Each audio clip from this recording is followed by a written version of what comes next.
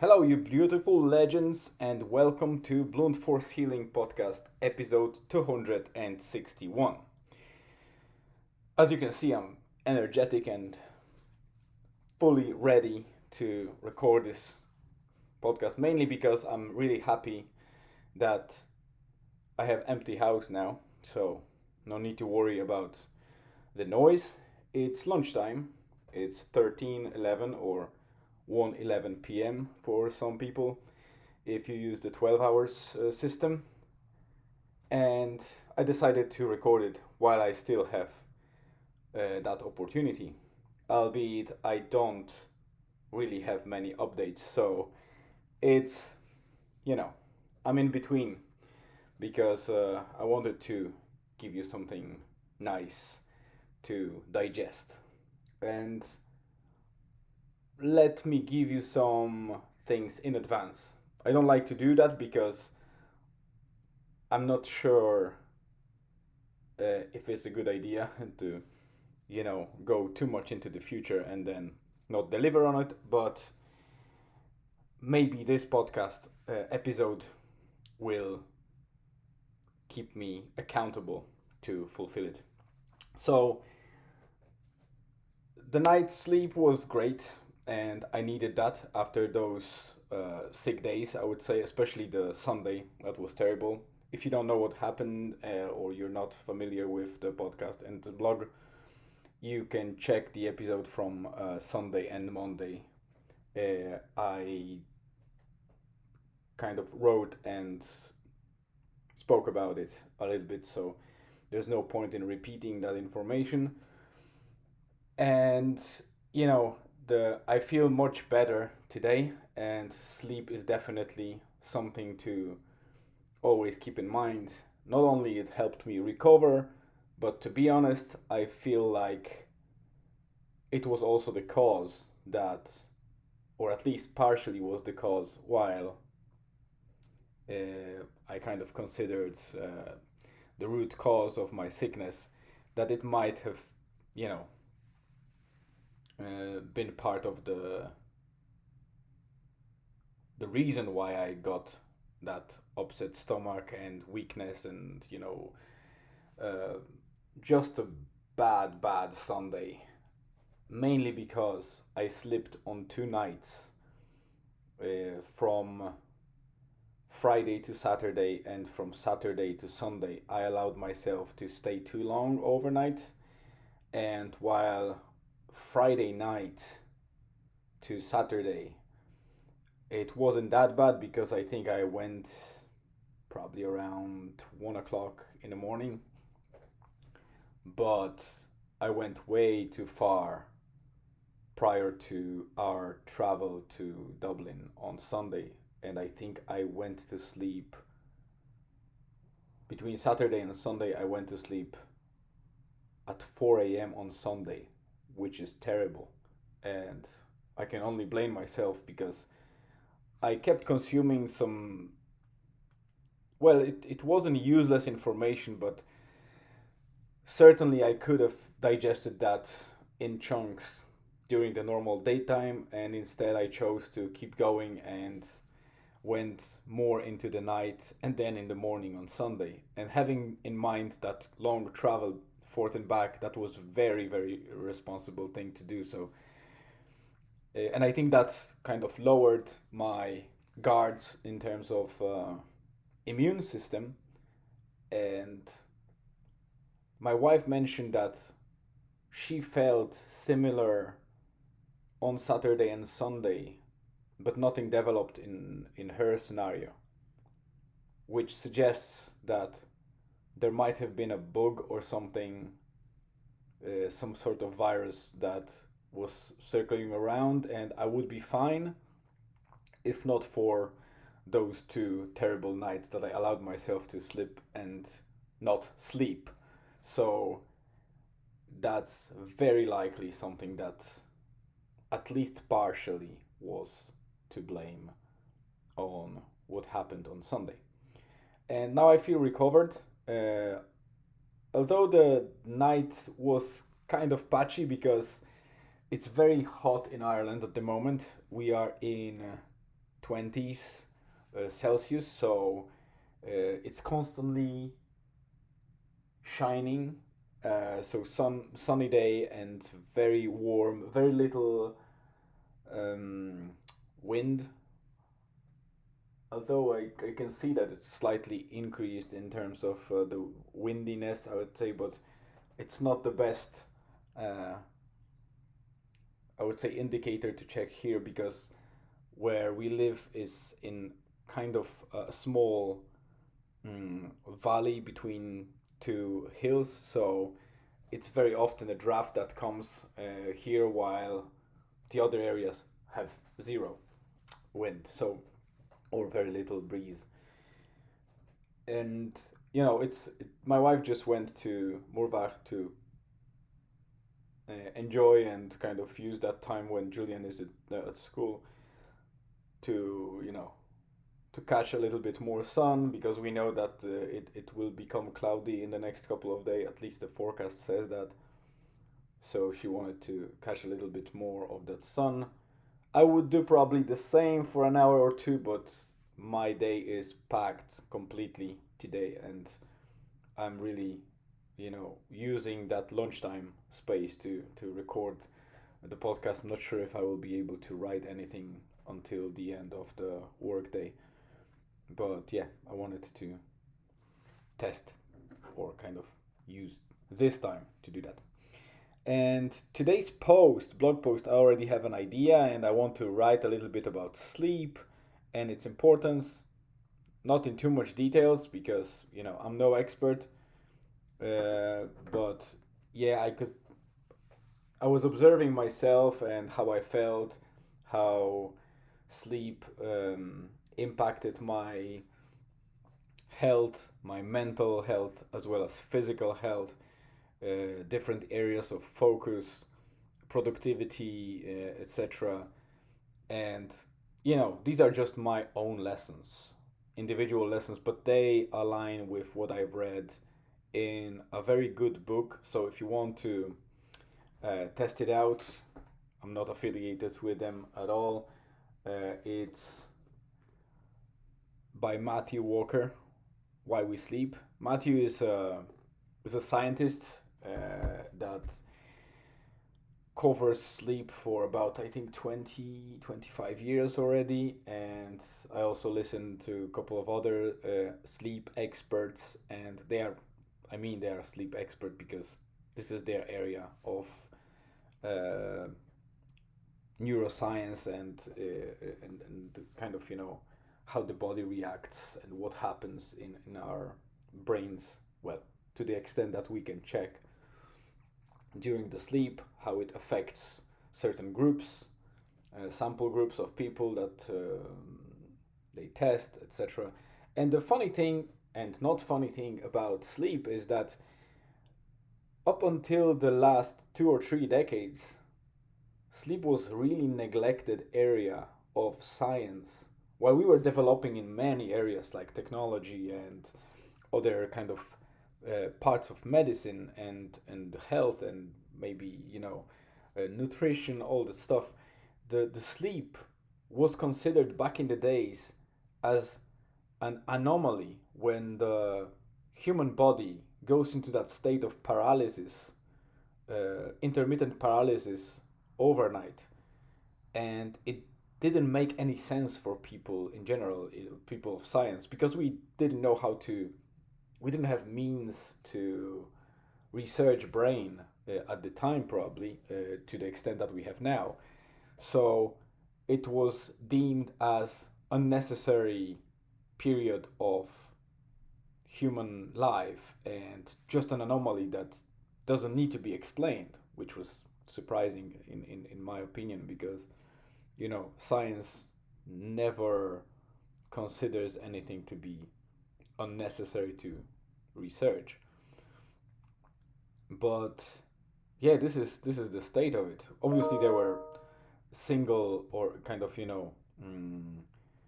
scientists or people that were interested in sleep, and maybe they were focusing on that, but never have been taken seriously. uh, in their findings, so they never surfaced. But yeah, in the recent 2 or 3 decades, it improved and developed exponentially.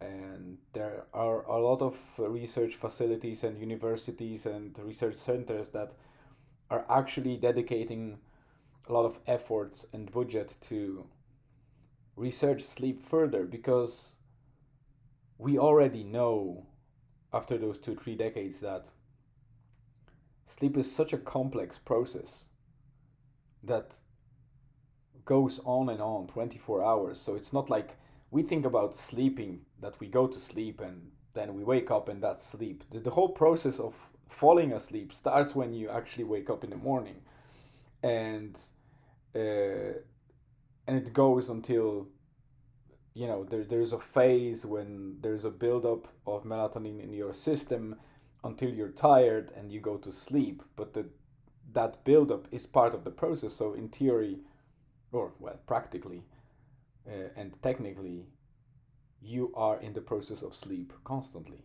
It's just the different stages that we are in. And then you have circadian rhythm and different stages of the actual sleep, including that shallow sleep and the deep sleep and the REM sleep, which are perfectly explained. And there's a lot of interesting information in that book.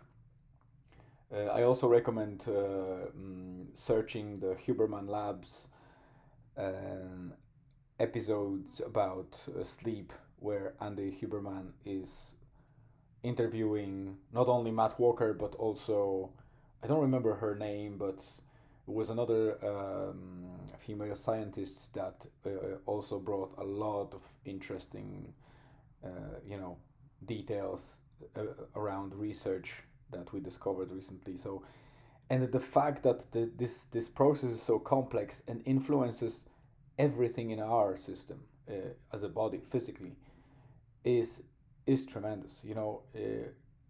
I I'm not surprised that there is a dedicated area where people are focusing on sleep and dedicate their life in science to that now, but I expect that to be even broken down into even more niche or narrow areas of science that will be developed. I probably think that even smaller branches like deep sleep will be researched specifically by other scientists to understand the influence of that further and further. So,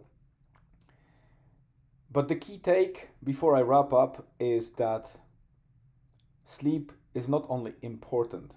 You might hear different, there's a lot of different materials circulating on social media, etc.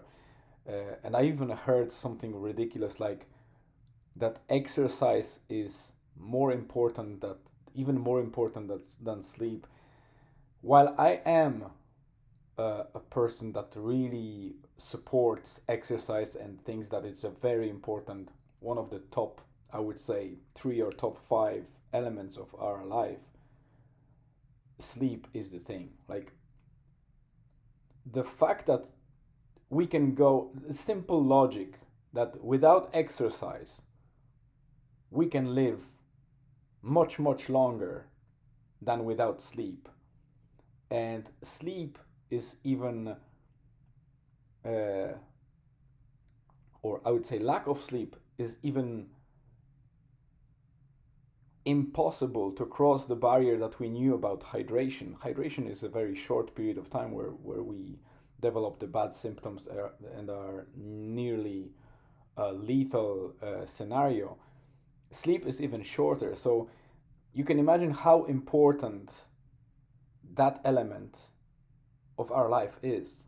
And these days we don't realize, because as a civilization we got used to neglecting sleep.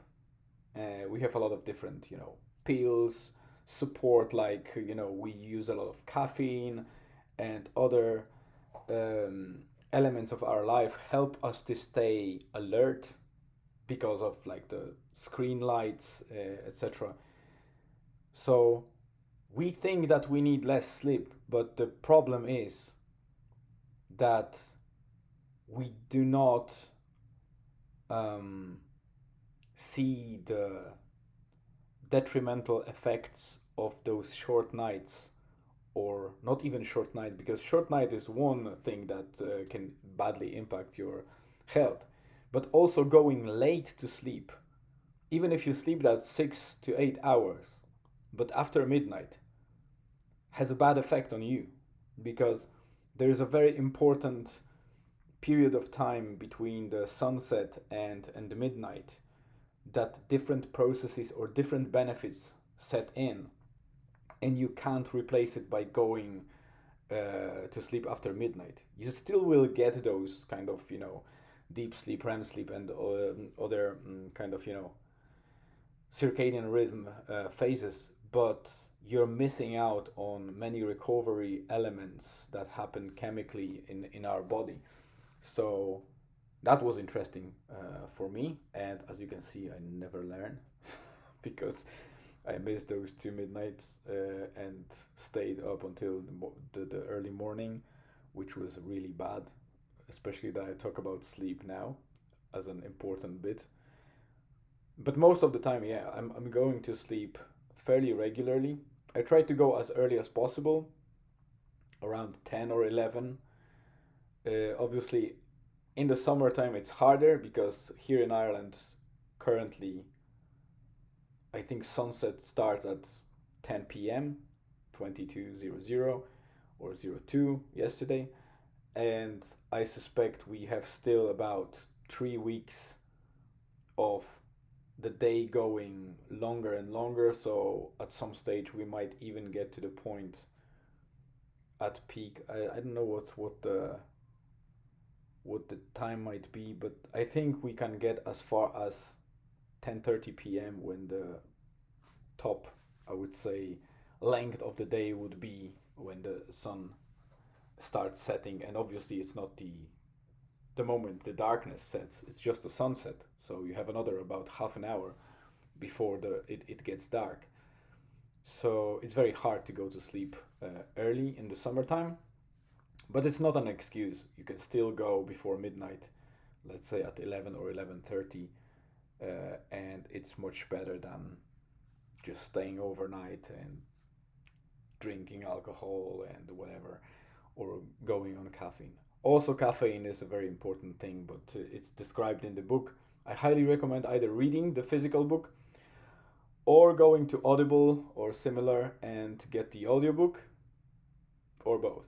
I think both are the best scenario, because if you listen once, then I recommend getting the physical book and start listening while reading, because you might highlight a lot of areas there, and that's what I want to do now, because I listened to the audiobook. I've read a bit of the physical book, but I decided that I might want to get that audio and then highlight the parts of the book, because there's so much information that are interesting and worth remembering and applying in life, and also checking and verifying, validating in the next couple of years, because I'm sure that science will clarify a lot and maybe amend certain things of the research, because you know in science we never know anything 100%.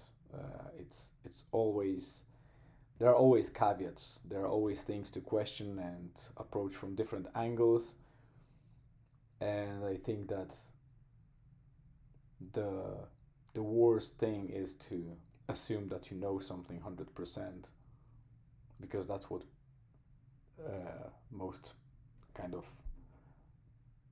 people of a limited willingness to educate themselves have, and it's very difficult to talk to those kind of people. And you know I don't want to be one of them. I always assume that I know nothing. Well, maybe not nothing, but things I know might change, and there's no shame in changing your opinion, if you are facing the facts that are actually confirmed and change the way you saw the world in the past. So, and I think that's, we were kind of programmed, especially the older generations, that, once you have uh, your opinion, you should hold for dear life to it until the end of the days. It might have been associated with values, and people kind of got misled. And, while you might have values that don't change much across your lifetime, your opinion about things certainly should once you face the new facts.